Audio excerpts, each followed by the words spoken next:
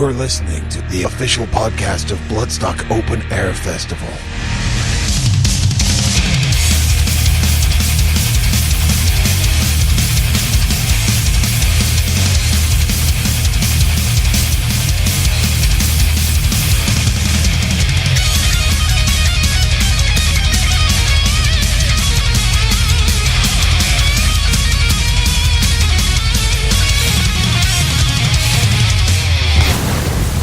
Bloodstock Radio.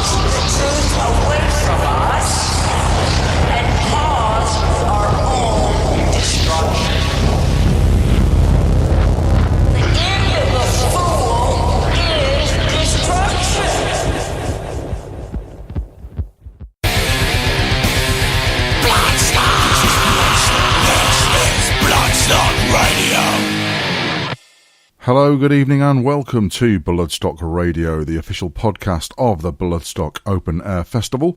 My name is Squatter and this is podcast number 43, and if we've timed it all right and everything went to plan, then you will have hopefully have all just enjoyed a Facebook live session with Vicky and Adam telling you all about Bloodstock 2018 and answering all your questions, and hopefully not falling off too many chairs or making any involuntary finger gestures. Speaking of Bloodstock 2018, we opened up there with Power Trip, who are one of the bands recently announced for this year's festival. That was a track called Waiting Around to Die, but we won't be having any waiting around on tonight's show, as we've got a lot to get through, as our Metal to the Masses finals tour kicked off last Saturday in Coventry. So we'll be having a chat to the Metal to the Masses Supremo, Mr. Simon Hall. He'll like that, Supremo. A little bit later on in the show, as well as hearing from the winning band from that final and telling you about the finals that are coming up next.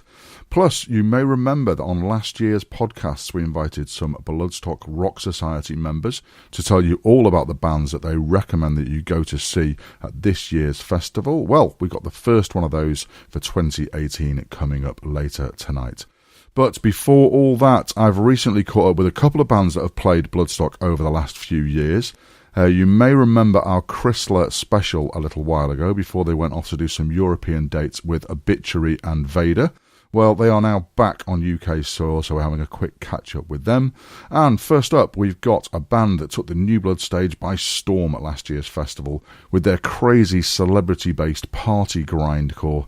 So let's hear from them. It's Raised by Owls, up next on Bloodstock Radio. Band chat.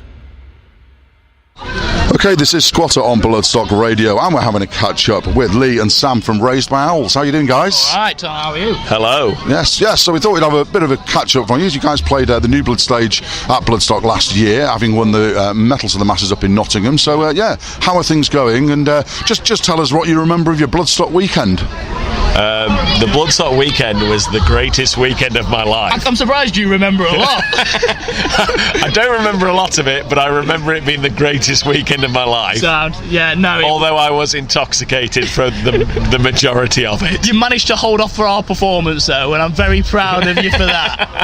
Yeah. But no, it was awesome. I mean, like the weekend itself as a punter was really good, but playing on that stage, absolutely. Because you got a few in, didn't you? As I seem to remember. A few, there were a few out as well, which were brilliant. Yeah, a couple of people. Yeah, a handful. We were stood on stage. Well, we set up everything.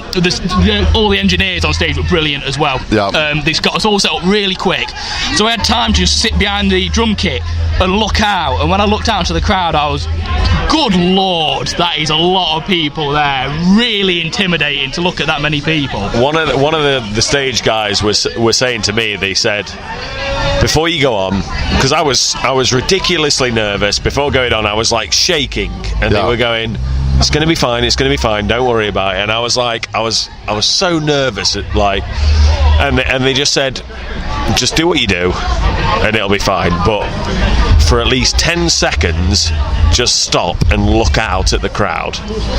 So I was like, okay. So we went out and we played the set, and it was going well, and about halfway through the set, for 10 seconds I stopped and looked at our crowd, and I was like, no. I was like, it just scared the hell out of me. I was like, no, that's too many people. That's too many people to look at. I was like, and then I had to just dive back into... That was it. We have the minute-long intro where we just stood waiting to start, and that minute goes so slowly because you're just waiting to finally kick in. It was daunting. Yeah. But worth it. Absolutely brilliant. Yeah, because if I remember rightly from the chat that we had on Bloodstock Radio last year, you guys were fairly new. It was like just beginning your Metal to the Masses was one of your earliest gigs, wasn't it? Yeah, the first round of Metal to the Masses was our first ever show. Yeah, that's what I thought. So that's a remarkable meteoric rise, I would say. Meteoric. We didn't even win the first heat. That's right. Yeah, exactly. So to come from not winning the first heat, our first gig, to then playing Bloodstock,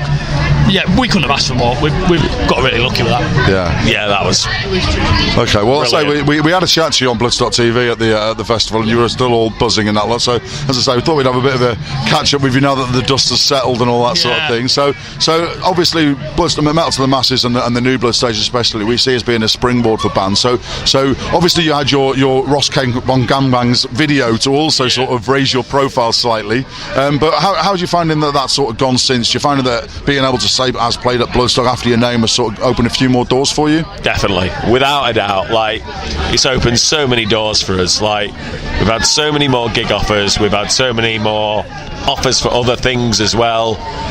People saw us at Bloodstock, I think, that like wouldn't have come and seen us. Like, I think the thing is like, we obviously had an online presence before we went to Bloodstock, and then when people came to see us at Bloodstock, they saw that we were. It reinforced it. Yeah, it reinforced that we were not just an internet band. Yeah. Which I think was the fear for me, really. Like, yeah. I think the fear was like, people just looked at us as an internet band and they were like, well, they're not really a real band, and then saw us live and saw, well, you know, hopefully we can do it live, and I hope that people who came to see us at Bloodstock thought, you know, they can do this. Yeah, well, today's the first time I've seen you guys live, and I was like, yeah, very impressed. They do actually do it, you know. Thank you. Yeah, some of the songs are a little bit on the long side, I thought, you know.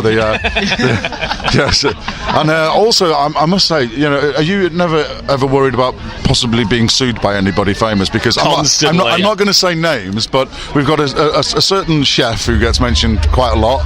Although, to be fair, it's with a fair bit of reverence. Our Lord A.H., let's call him for legal purposes. Ainsley Harriott. Yeah, cheers for that, Sam. Thanks. Okay, I'll let them sue you then. That'll be the way that goes.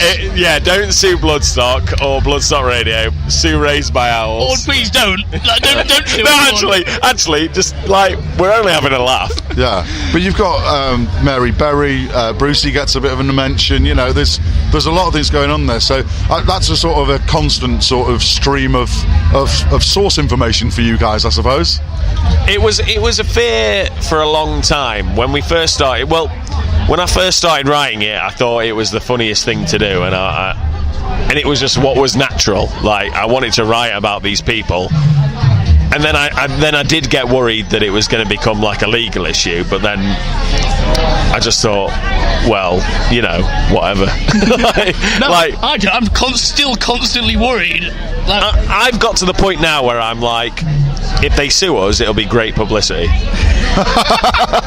Okay then. All right. Yeah, we'll go with On that. behalf of Bloodstock Radio, I will say that we do not want to be sued for publicity, good or bad. Thank you very much. But yeah, Raise My Owls. If you want to go down that route, then good luck with that. I don't want to go down it, but we'll see. We'll see what happens. So yeah, so have you got anyone else, you know, prominent in your firing line at the moment in the writing process that you're sort of thinking, oh, that'd be a good one? Yes, we're writing a second EP. Album. Well, our first EP was an album, but like, we're going to call it another EP. Yeah, go on. The thing is, your song titles are so short that the songs are so short sometimes that you could probably say, you know, well, most EPs are 5 tracks. 5 tracks from you guys would be like, you know, like 10 minutes. So yeah, exactly. So that's that. But if you say, you know, you got an album, it would be like EP length. So 45 songs is probably an album for you guys, I would say. That's it. Well, we're hoping to have another one out for October. Got a couple more celebrities in mind. Nothing concrete, but I definitely want David Dickinson. David Dickinson's definitely on my list. Yeah, he's gonna be a song. I suspect he's on a number of your lists. The way that he's not just song lists. I saw a little glint in your eye then, Sam, and rubbing my knees, rubbing your thighs as you're saying it. He's obsessed. Yeah, he's really gunning for a song about David Dickinson. I'm just like, whatever you want, Sam. I just want to meet David Dickinson. Yeah. Well, I just want to kiss him. Well, we're here at Manchester now, and Abhorrent Decimation is just going to go on. And I'm not sure if you're aware, but they got in with Bernie Clifton a few years ago with his ostrich and that. One of my favourite stories ever. Yeah, exactly. So that was just a CD duplication mix-up, and all of a sudden, Bernie. So you get your publicity in which any way you can get it, you know. Yeah, so exactly. Like that, what happened to Abhorrent Decimation is what we dream of happening to us. Well, you saw had it with the Ross Kemp thing, because I can remember when I came to interview you guys for the Metal to the Masses, we interviewed all the winners on the radio. I'd been sent that video about 20 times by like non-metalheads that know I'm into metal. Well, oh, look at this guy meeting someone in the supermarket. So when I went to research you guys, I was just like, oh look, they've shared that video. I was like, oh wait, it's their video. And I was like, oh my god, what a great thing to be able to talk about, because at the time it was like 8 million, 9 million views or something like that. It's ridiculous. Yeah, that one was mental. Just balmy. Yeah. We can't even really talk about that because it was just so insane. Like literally, we it was just an idea I had. I came to practice and I said, I've got this idea for a video. Do you ever see it where you see someone in a shirt that you like and you kind of like, oh yeah, this? And then I kind of explained it and they were all like, like no one was really enthused. Everyone was like, yeah, that's all right. That's an all right video idea. Yeah. And then we made it and we were like, yeah, this'll be okay. We just thought it was going to be similar to our other videos, like, yeah, kind of all right. And then within like a day, we got 1 million views and we were like, all right, this is a bit different. This is a bit different from the others. Yeah. Oh, that's excellent. Cool. So maybe a few more videos in future, maybe a few more, Yeah, definitely. We're with the next EP coming out.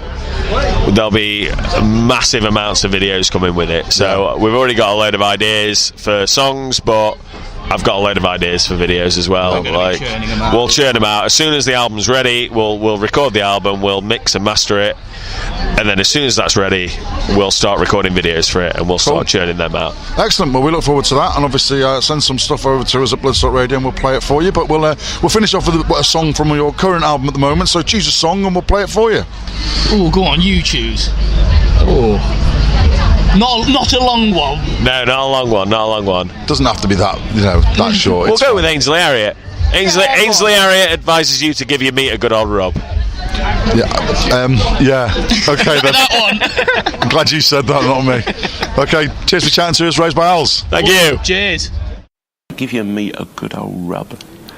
That's it. Nice and hot. Hot and spicy meat. Yeah, boy.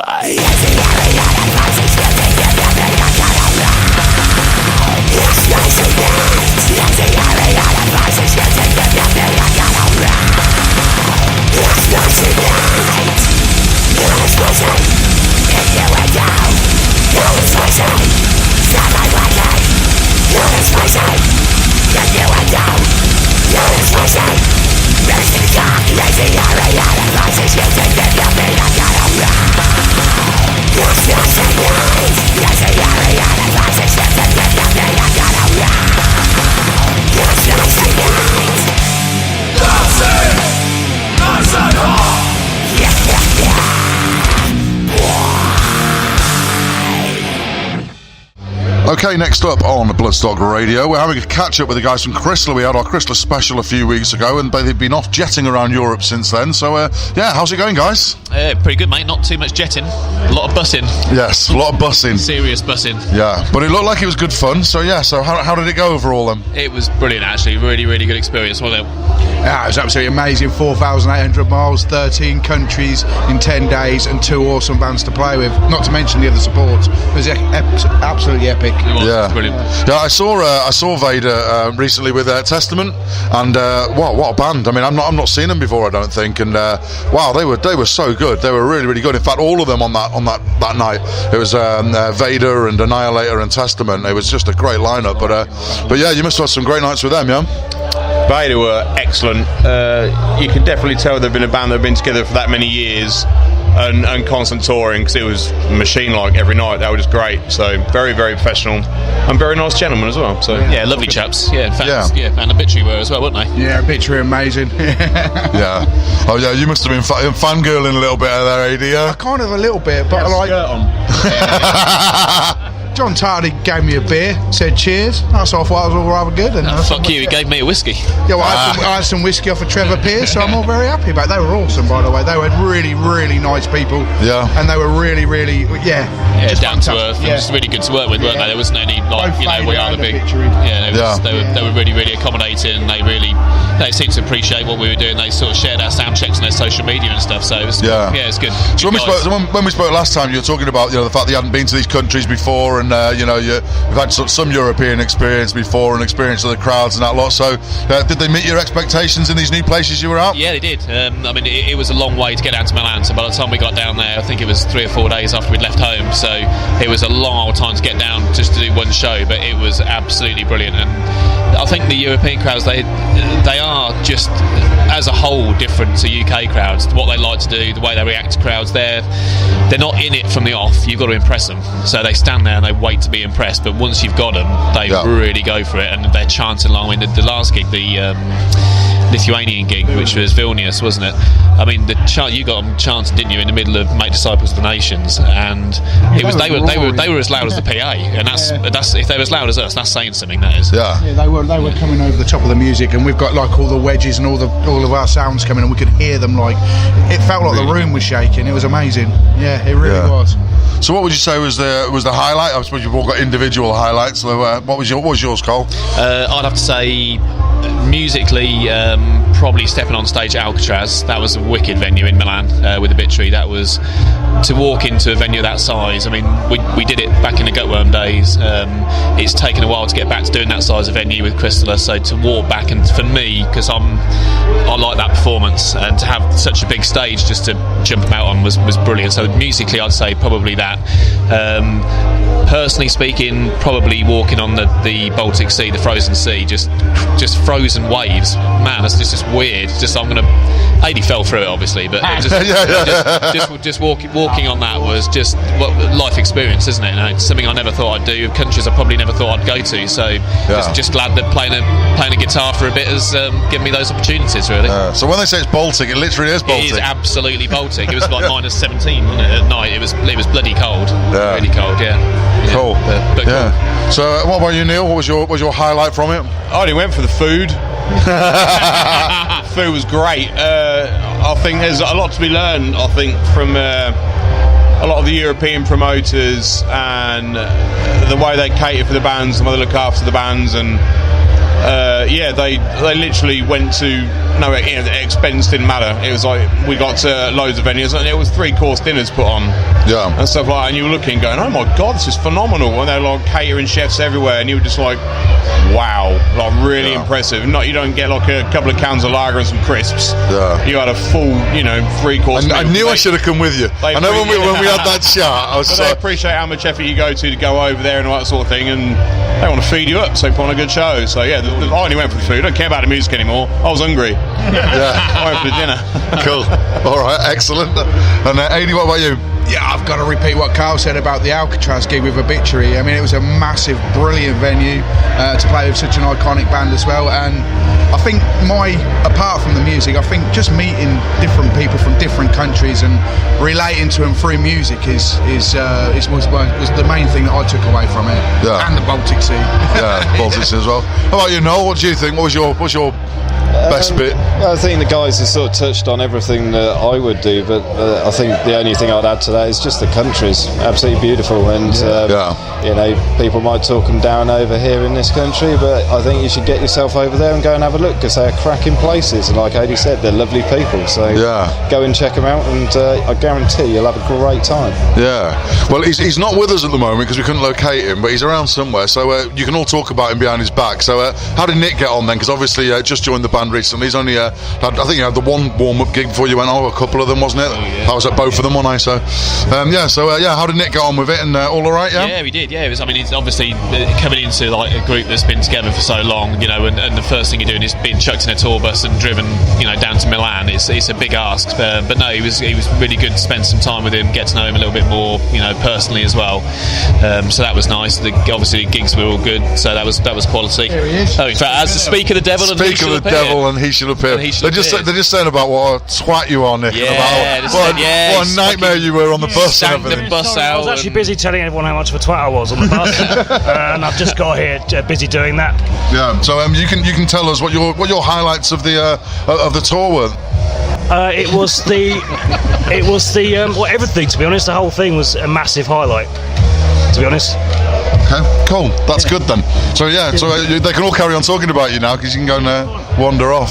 So obviously you just joined the band, had a couple of warm-up gigs before you went and that lot. So obviously getting stuck in a bus with these guys for several thousand miles around Europe must have been a bit of a learning curve, yeah? Yeah, serious learning curve. But I thoroughly enjoyed myself. Obviously, it's a chance for me to step up. Something I haven't really experienced before. I think I've covered every single corner of the UK, but I have yet to, until recently, do any shows in Europe, especially onto that level. So, really experience, definitely. Yeah. Cool. Excellent. So that's the European tour covered then. So what about the music then? So where are we with the music things? Neil, we'll come back over to you. So yeah, we've got some songs. Yeah. I know, I heard one. It was very good. You actually let me listen to one after we did the interview last time as well, so I couldn't really talk about the interview.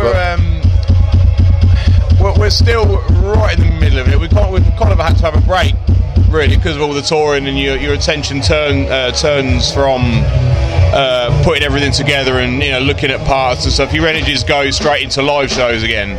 So you kind of disappear and you do the shows, and your mind is busy elsewhere. So you come back, and then you basically have to shake off all the tour blues and all that sort of stuff, and then get stuck back in again. So we're literally at that stage again now. Really, I've got some work to do at the studio first. I'll need to clear up with some other bands, and then we're straight back in on it. Really, so back to like some more guitar tracking and this, that, and the other. So yeah, we're still in the thick of it, really. Yeah. So yeah, it's quite boring.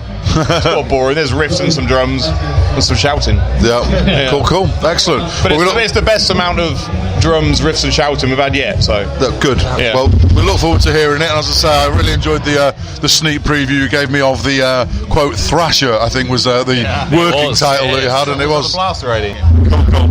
Excellent. All right. Well, cheers for catching up with us, guys, and we'll speak to you again soon. And you, buddy. Take it easy, mate. Cheers. See you later. Bye.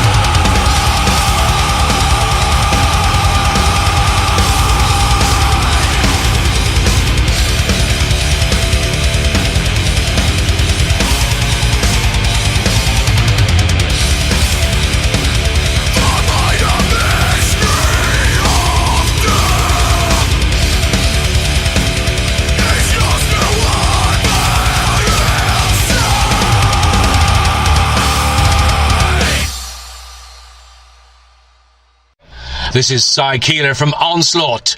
You're listening to Bloodstock Radio. Okay, so that was Chrysler with The Minor Mystery of Death, and before that we had Raised by Owls with that song about Ainsley Harriott. And thanks to both bands for chatting to us, and if you want to see or hear more from Raised by Owls, then keep an eye on our Bloodstock TV interviews on the Bloodstock Festival's YouTube channel, as our interview with them at last year's festival will be going on there in the very near future, along with lots of others from Bloodstock 2017. And in case you missed it, a couple of them actually went live earlier this week. We had both Municipal Waste and the headliners Amon Amarth, along with the artist Christian Sloan Hall.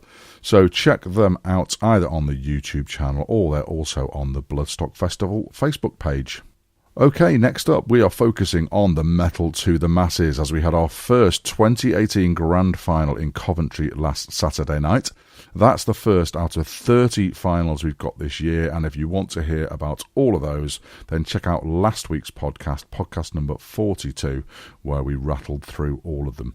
This weekend we've got Sheffield on Friday night and Reading on Sunday night, and then next weekend I'm heading up to the Glasgow final on Friday the 11th, while Simon will be over in Belfast the same night, and then Dublin the following night, that's the 12th.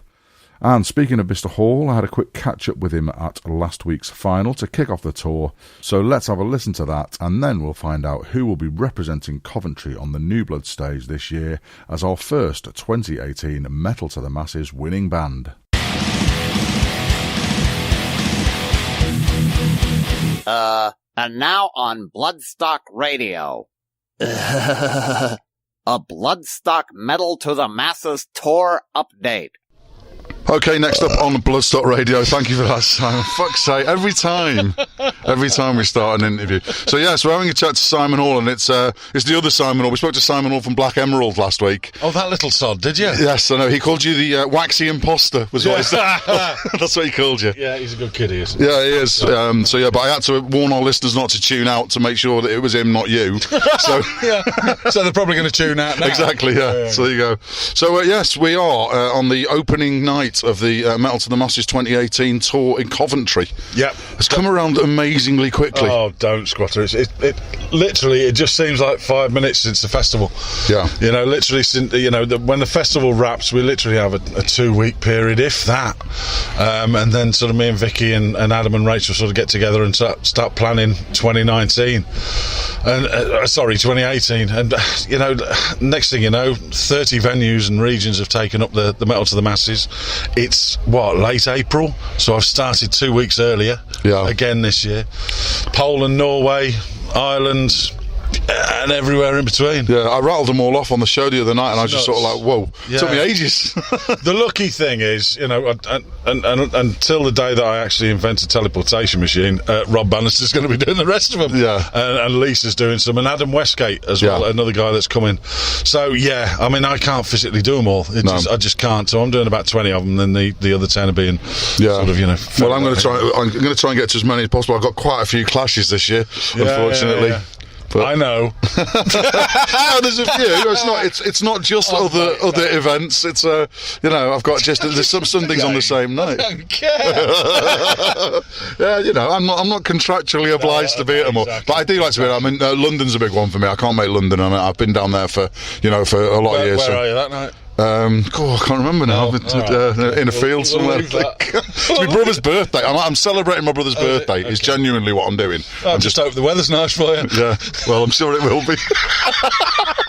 Enough said about that anyway. So obviously we've been doing a little bit of the Metal to the Masses with the updates coming in out. Like we've got a few new regions this year. Peterborough, I think, is the Met Lounge. Yeah, we've got Peterborough, we've got Stoke. We're back at Wrexham. We did Wrexham many years ago because this is the 10th anniversary of me doing this. Yeah, I actually figured it out the other day, and then I had to sit down and have a moment. So 10 years I've been doing it. The Metal to the Masses has been going for 12, but I've been running it for 10. But yeah, we've got Stoke, we've got Peterborough, we've got a few new regions. I think the thing is as well that there's a couple of reasons that I've sort of held off on, because it's not a case of familiarity breeds contempt. It's a case that I'd never want to drain a region of its finite resources at the end of the day, you know what I mean? There's only so many bands, you know, in any given region, so I like to give not only the promoters and the venues a rest, but give the bands time to, you know, recharge and sort of, you know, I don't want it becoming the mainstay to the point that it becomes, as I say, familiarity breeding contempt. Yeah, and it does work, you know. Reading, we're back at Reading next week for the final, and speaking to the promoter there, you know, the fact of the matter is, it needed a year off. Yeah, for everyone to get recharged and sort of, you know, re-energised into the whole package. And he said that every heat has been rammed. The bands are really on point and really want to be at Bloodstock now, you know. And I mean, look, you know, tonight's the first night of the Metal to the Masses Finals 2018 in Coventry, my home patch. It's sold out. Yeah. And it's sold out well above sold out as well. So onward and upward. Yeah. Sell out every night, and we should be all right. Yeah, well, hopefully so. I mean, we're going to try and interview all of the winners again. Oh, good lad. Which was good last year, because I think what we found last year. So obviously it was the first time we did the podcast last year, and it was only as we sort of got into it that we sort of realised what we were actually doing. And the way that I explained it to the bands is that you never really did realise what you were doing. no, I still don't now, to be honest. I get in there, but yeah, the point of it is that a lot of the new blood bands, when I used to interview them before on the radio show and stuff, it was mainly, a few people wandering past the tent stuck their heads in and saw us. Right. We don't want that. We want them to actually be checking them out beforehand, marking them down on the Clash Finders and saying, I want to go and see them, they sound great. Well, I do think one of the things that has been noted by the directors and by people in general is that the fact is the new blood is the sort of bedrock of the whole festival. Yeah, it is. You know, at the end of the day, tickets are sold on the strength of Judas Priest, Nightwish, Gojira, you know, everyone in and around that. However, the fact of the matter is, tickets do spike when the Metal to the Masses tour starts. Yeah, because, you know, people that wouldn't necessarily be buying a ticket are looking and going, well, actually, our mates have gone through, you know, let's go and have a look. Yeah, and tickets spike again, and people take an interest in that new blood tent. And you've seen it yourself. It's crazy that, you know, you fit a couple of thousand people in there to an unsigned band, a breaking band, you know, an underground band, you know, whatever the expression is that we use to sort of, you know, describe these bands. The fact is, they're start-up bands. They're not the finished product, but they're something that we want to nurture and give a platform to. And Bloodstock is the festival for it, and it's doing a great job. You know, I love it. Yeah, absolutely. I mean, me and Toph have been editing some of our Bloodstock TV interviews from the festival last year, and most of the bands that we spoke to were like, we had a full tent. You're always a little bit not sure. Looked at the footage. The footage was like raised by owls. Just literally, people couldn't get in the tent. It's like 10 rows outside the tent. Couldn't get in. Insane. So it's testament to the fact is, you know, that you can always go on social media that the venue was dead, and, you know, what's happened to the state of British media, but it's there. Yeah, it's there. It's the fact is, you know, it is serving a great. The British industry, the British music industry at this level is very, very, very good. Yeah, and it just needs that investment and that interest and that support. The fact is, we can do so many of these things. We just need other parts of the industry at a higher level to do exactly the same. Yeah, to have that bit of courage to just go, you know what? Yeah, I mean, take for instance Russ Russell. Right, you spoke to him the other day. Yeah. Parlour Studios has just done At the Gates, it's done a Haunted. You know, Russ is a right up there producer. I mean, he's top of the food chain in many respects.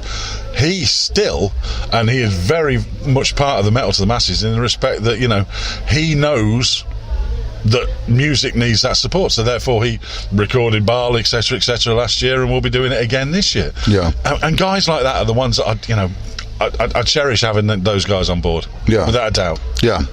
Good luck with it anyway, and I hope it's, you know... Thanks for all your help as well, mate. Oh, it's all good. You know, enjoy it, as I say. I'll see you at a few of them, and, we'll have a bit of fun, and, and again, we'll have an absolutely belting new blood. The standard again tonight. Bands so far has just been absolutely top-notch, and it's, you know, there's so more around the country. It's always this time of the year I worry like hell, because I think, you know, has this run dry? Is it, have we, you know, drained the pool of, you know, of bands, and year in, year out, it just I think one of the things is as well is bands that take part in this now are so confident in the platform, if you like. They're confident in the whole thing, that you're not getting bands that have been going for 6 months, 8 months, 10 months, 12 months. You're getting bands that have been going and been on the circuit for 4 or 5 years, and therefore the quality of acts and the fan support increases. Absolutely. It's brilliant. It's great. So thanks for your support, mate. No, all good, cool.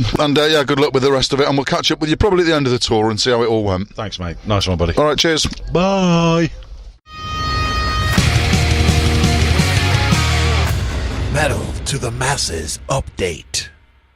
Hey folks, this is Chris from Metal to the Masses Coventry for our final update of the year. We had an amazing sold-out show at the Arches venue for our grand final, with 6 incredible performances from 6 very different bands, and a killer headline set from last year's winners, Devil's Playground. We urge you to take the time to check out all of the bands that were in our grand final, because they're all worthy of your airtime. But as they say in the Highlander movies, there can be only one, and the winners of Coventry's Metal to the Masses 2018 was Pelusion. We would like to take a second to thank every single band that's played through the competition, every person that's turned up, because without you guys these shows don't happen. Make sure you check out the Arches venue. It's an amazing place to play, amazing place just to go to gigs. This is it from Coventry, and we'll see you in the field in August.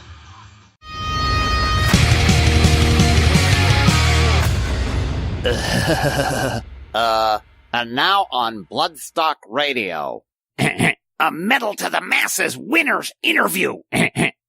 Okay, this is Squatter on Bloodstock Radio, and we are at the first of the 2018 Metal to the Masses finals in Coventry. We're sitting here with the winners. It's Pelusion. Congratulations, guys. Thank you very much. Thank you very much. So yes, you're all slightly dazed. You're all sitting there with sort of slightly dazed look on your faces, because that was tough. That was 6 really, really good bands. So you must be really delighted with that, yeah? Very much so. I can't even explain to you like how I'm feeling right now. Yeah. Were you happy with how the set went though? Did you think you were in with a chance, like? Oh yeah, I was confident. Yeah, I think we all were. Yeah. I come off feeling good, but you always wonder, because we felt good the last year and the year before, and everyone was really good, and then you just think, you know what, it's out of our hands. And then I'm sort of lost for words as well now. To be honest. Well, you said you got to the final last year as well and lost out to Devil's Playground, who also just played a headline set after you, and I was at the final here last year, and again really close last year as well. But I think for me anyway, you can sort of see the progression in Devil's Playground over the last year, and that's sort of the thing that Bloodstock gives you, I think. Obviously they'll have got, as played at Bloodstock, they'll have got some bigger gigs out of it, they'll have been doing things like this for Metal to the Masses and stuff like that. So you're probably all now thinking, phew, thank goodness that's over, but it's actually just beginning, because Bloodstock's the springboard. That's the actual start. You've still got to play Bloodstock, and then all the good stuff happens. Can you just say that last bit one more time? You guys are in August, that big festival. You guys are all going to be playing at Bloodstock. I don't believe it. You're lying. That looked as bad as it sounded out there. So tell our listeners a little bit about Pelusion. What type of music do you play? We're going to hear a track at the end of the interview anyway, but just a little bit about yourselves, how long you've been going for and stuff like that. About 4 or 5 years we've been going for now. In terms of playing, it's like a mix of hard rock / metal / groove / sludge. We can't really put a name on it, really. So try not to pigeonhole. We try to be quite diverse in the music that we write, so we don't just want to sound like one thing. And do you go to Bloodstock? Are you Bloodstock goers? Have you been before? I've never been, no, so it's going to be a first for all of us, is it? Have we never been Bloodstock? No, I haven't. No. So there you go. So all 3 of you not been to Bloodstock, and the first time you're going to be playing. That's quite fun, isn't it? That's quite exciting. So you said you joined the Metal to Masses, took part last year as well. So what was it that sort of got you into the Metal to Masses? Why was it you thought it'd be a good thing to take part? Was it just getting gigs? Was it the networking, or was it really just the golden carrot of Bloodstock at the end of it? Well, previously we'd done the Birmingham one the 2 years before. It's our 4th year being in competition, but we're all from Coventry, so it made sense to try the Coventry one, because we have a little bit of a following here, so we thought it would maybe play to our advantage, like a small amount. But it's a good way of playing to a large audience, and they're there for the music, and it's a good way to network too, meeting other bands and just getting known. So yeah, pretty much a bit of everything. But obviously the prospect of playing a massive festival like Bloodstock was, oh wow, no, yeah, we've got to get on, at least have a go at that. It's quite cool that none of you have been, actually, because we'll probably grab you out of the festival, because I do the Bloodstock TV interviews as well, so we'll probably interview you there as well after you've played, and it'll be interesting to see when the way that you're all sitting here quite dazed at the moment, thinking, yeah, it's going to be great to play a big festival, but you haven't actually been, so you don't actually realise how great it's actually going to be. So, you know, because I've been interviewing Metal to the Masses bands for years now, and all of them are just like, oh my god, it's like you feel like a rock star, you know. So you got to get there and you go to set your kit up and you turn around, someone's already done it. You're just like, what? Whoa. Oh my god. Crazy stuff like that. So cool. Well, congratulations, guys. Thanks for talking to us. Thank you. And we look forward to seeing you at Bloodstock this year. So introduce a track for us. What are we going to hear? Monster. It's going to be off our upcoming EP. So yeah, check it out. Cool. Okay. Cheers for talking to us, guys. Congratulations. Cheers, mate. Thank you. Metal to the Masses Coventry 2018 winners Pelagian, and this is Monster. The winning band this year is Pelagian.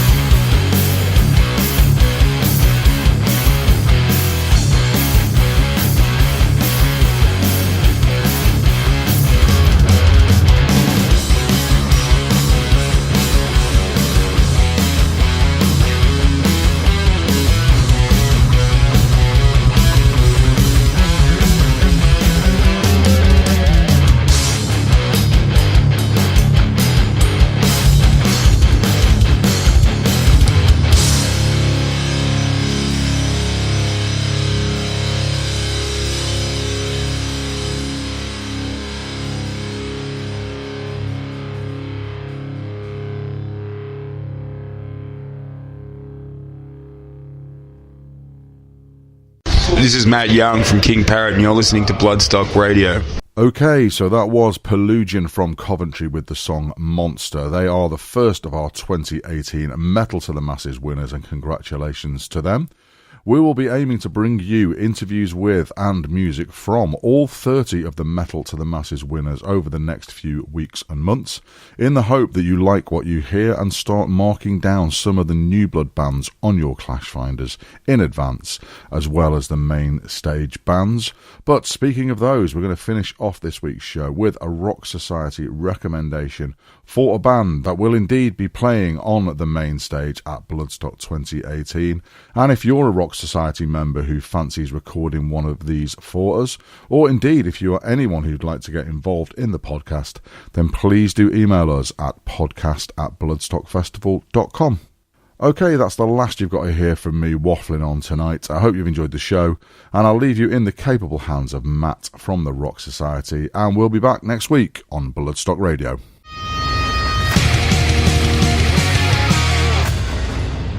Rock Society recommends. Hi, my name is Matt and I'm a Rock Society member from Newcastle upon Tyne. I've been asked to introduce you to one of the bands playing at this year's Bloodstock. However, I'm certain that this band require absolutely no introduction to the vast majority of metal fans.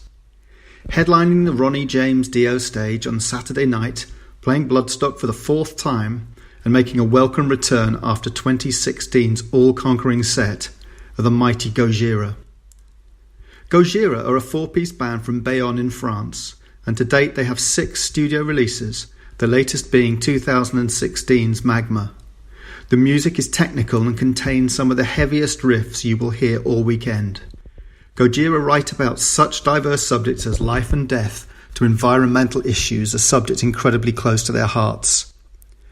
Gojira are one of my favourite bands, and I have seen them on numerous occasions, from small venues to festival arenas, and they never ever disappoint.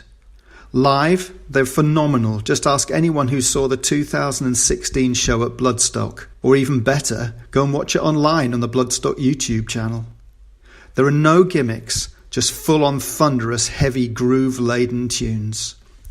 I can't wait to see them again, and I know they'll be one of the highlights of the festival, and this time they're headlining, so we get to spend even more time with them. When they were announced as headliners this year, they whetted all our appetites by saying, "We are excited and honoured to headline Bloodstock Festival in 2018, one of our favourite festivals in the world. We had such a great time in 2016 with the Bloodstock crowd and are sure that 2018 will be even better. We're already planning what we can do to make it the most awesome Gojira show yet. We can't wait." Well, neither can we. The song I've chosen for you to hear is taken from the 2005 release From Mars to Sirius and is called The Heaviest Matter of the Universe.